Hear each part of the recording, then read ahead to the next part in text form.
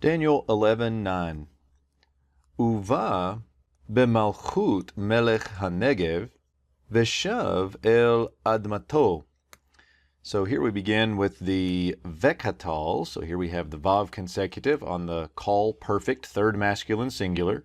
The verbal root here is bo, and we've seen this several times. Remember that with bo in the perfect and in the participle, we get these what we call shortened forms. So we lose the middle vav and we get the a vowel here as the connecting vowel. So uva, and he shall enter, and he will enter. With that vekatal, we get the future tense or the imperfective aspect. So he will enter into the kingdom of, notice the malchut, kingdom of the king of the south, the king of the south. He here, I think, is the latter one. So he is this king of the north, will enter into the kingdom of the king of the south.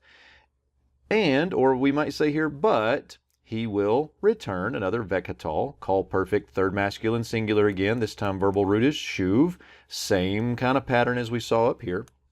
And he will return, or but he will return. Notice the enter-return contrast here. So we get but he will return to his land. Now, I've got the ESV commentary up here from my colleague Mitch Chase on the book of Daniel.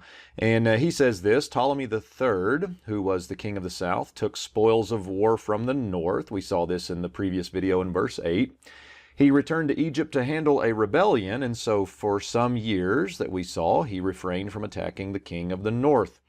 As a result of Ptolemy III's return to Egypt, Seleucus II, that's the he here, he was able to regain territory, and in 242 BC, he tried to invade Egypt. In other words, he came into the realm of the king of the south, but he wasn't successful, namely, he returned to his own land. And so very grateful for Dr. Mitch Chase and his work on Daniel in that commentary to help us understand the historical context here.